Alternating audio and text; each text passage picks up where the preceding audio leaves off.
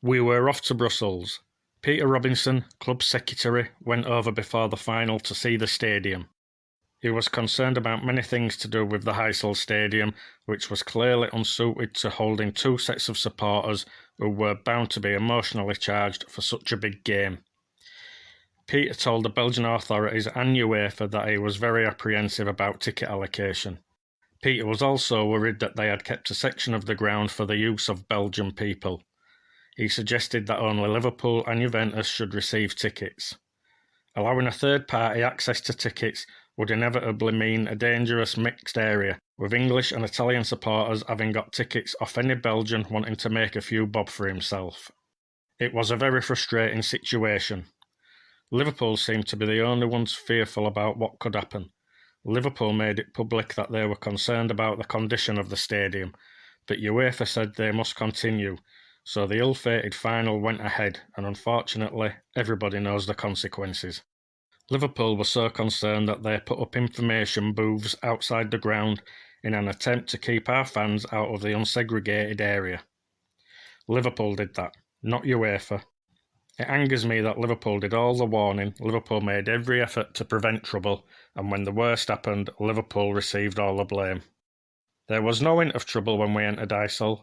As normal, we walked out onto the pitch, still wearing our civvies, about an hour and a half before kick-off. We strolled behind one of the goals.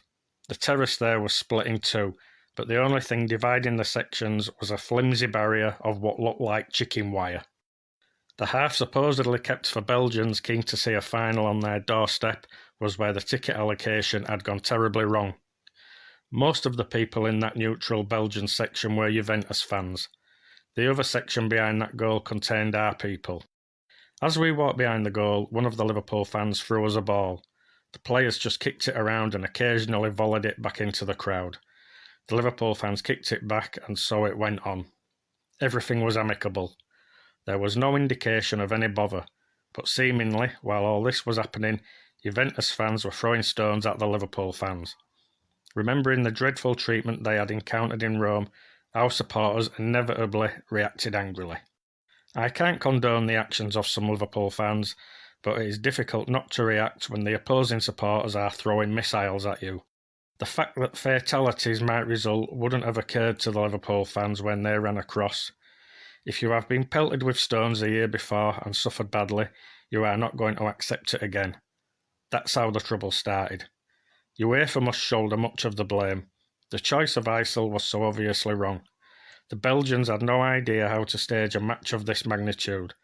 There wasn't a great deal of security. Thousands of people got into the ground with the stub still on their ticket. The worst mistake the Belgians and UEFA made was in allocating tickets to people not from the two clubs involved. That was a recipe for disaster. Of course, it's sad when two sets of people cannot go and enjoy a game, cannot behave themselves, but you've got to be realistic. You've got to recognise the potential for trouble and do everything in your power to prevent any problems occurring. UEFA didn't do that. Some people said Liverpool's players were hit by stones and that our fans reacted angrily to that. I don't recall anything being thrown at us. It's the type of thing you would remember. Besides, we were inside getting changed when the real trouble started. Someone in the dressing room hinted that there had been a bit of trouble, but I never listened to unsubstantiated stories. I nearly missed Heysel because I was struggling with flu. I had taken Lemsip to try and get the bug out of my system, and I just lay on the massage bench, preserving my strength until the call came to go out and play. In fact, I fell asleep, so I didn't know much about what was going on. Apparently there were various stories coming in and out of the dressing room, but nothing could be confirmed. Personally, I never saw any trouble. We were all dressed and ready to go when a UEFA representative came in. "You can't go," he told Joe. "There's been a bit of trouble." When something like that happens, chaos takes over. No one really knew what was going on. In situations like these, the people who have least information are the players. We are cocooned from everything, just told to wait until someone decides something. Some of the lads were popping in and out, but nobody really knew what was going on. Chaos hid the truth. Even people watching did not appreciate what they were witnessing. Friends of mine who were at Heysel told me afterwards that they never knew there had been fatalities. They knew there had been trouble, but not to what extent. When you are in a foreign country, it's difficult to find out what's going on. I don't even know how informative the PA system was. Confusion reigned. We didn't know anybody had died, not officially. All we heard were rumours. Football's a game of huge gossip, which I just switch off from. When Phil Neal, our captain, went out to talk to the Liverpool supporters, I don't think he was informed of the severity of the situation.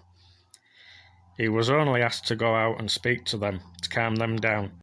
I don't think he, nor Sciarra, Juventus's captain, were told there were any fatalities.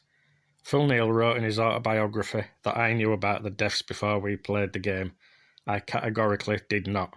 I had fallen asleep and didn't know that there had been fatalities. If UEFA had told the players that people had died, I don't think that the players would have wanted to go on. But what did we know? I was never outside, so I never knew the extent of the trouble. We knew something serious had happened because the game had been delayed by an hour and a half, but it's very difficult to decide what's true and what's false. Probably the people watching on television in Britain and in Italy and around the world, and the media present, knew a lot more about it than we did. If the people who were running the show could not tell us what was happening, what chance had we got? Eventually, when everything had been calmed down, UEFA decided to start the final. Amid all the confusion, the one thing that was right was the decision to play the game. If the final had not been played, there was the possibility of further trouble.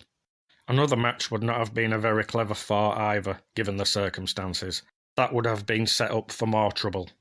Walking out on the pitch, both sets of players immediately became aware of the altered atmosphere. I honestly didn't notice the rubble piled up in one corner where the supporters had died in that terrible crush. Most of the players surmised that there was something seriously wrong because there were huge gaps at that end. It's easy to understand why so many people left. If I had been a supporter in that corner and thought people had died, I would not have stayed on to watch a football match. Some people thought it would have been a mark of respect to those who died not to play the game, but UEFA decided it had to be played for fear of even greater trouble. The decision taken at the time was understandable. UEFA wanted the game played, so we played it. I don't even know whether we deserved to win or whether Juventus deserved to win. I don't remember the match at all. It wasn't a football contest. The players were going through the emotions. No one had the stomach for it. All I can recall is Mark Lawrenson damaging his shoulder, Paul Walsh injuring his groin, and the penalty incident which settled the match in Juventus's favour. It was in no way, shape or form a penalty. The foul was committed well outside the box. I learned afterwards from someone who worked at UEFA that they wanted a decision on the night because of what happened. I said to the man from UEFA, "There's no way that was a penalty." He replied, "We know that." If I had known about fatalities, I would not have wanted to play. You go along to watch a game. You don't go along expecting that sort of ending, do you? Football's not that important. No game of football is worth that. Everything else pales into insignificance. Juventus fans should not have been throwing stones. Liverpool fans should not have reacted the way they did. Neither set of supporters could have anticipated the terrible outcome. If they had foreseen the dreadful consequences, or thought what terrible things might unfold, I'm sure the stones would never have been thrown by the Italians and that the English retaliation would never have occurred. Every single one of them, both Italian and English, must have regretted it. I'm sure they still do now. When we went for dinner after the match, some of the wives said that there had been bodies piled up under the stand. It must have been pretty harrowing for them. They were sitting in the director's box while fans were running wild across the stand. They felt very threatened. For the players, we were still trying to piece together what had happened. I only really became aware the following morning when we watched BBC television in the hotel. When we left Brussels, the Italians were angry, understandably so. 39 of their friends had died. We needed a lot of police to protect the bus. I remember well one Italian man who had his face right up against the window where I was sitting. He was crying and screaming. You feel for anybody who loses someone in those circumstances. These Juventus fans felt Liverpool were responsible for the deaths of their friends. How could we be? We had been the ones warning UEFA and the Belgians. It was our supporters who had been attacked the previous year by the Italians and were determined not to be ambushed again. I could understand Juventus's emotions, because they felt the team represented those who had been involved in the trouble, but they could have directed some of their anger towards UEFA and the Belgian authorities. It was wrong that Liverpool took all the blame. Margaret Thatcher said Liverpool should be banned from Europe and that our fans were hooligans. What did she know? She never knew many of the facts. Partly as a consequence of Margaret Thatcher not understanding the situation and condemning Liverpool so quickly, English clubs were subsequently suspended for 5 years. Within football, I don't think there was any resentment towards Liverpool because English clubs were banned from Europe. I think there was resentment towards Margaret Thatcher, who mouthed off before FIFA had made their decision. When the Prime Minister of a country is critical of a club, it is easy for the governing body of football to go along with it. A little bit more thought from Margaret Thatcher and a little bit more time to get the real information might have been more helpful. She certainly could have waited. Someone in her position should have known how much weight her words carried. Thank you for listening, and please don't forget to like and subscribe to the channel for more.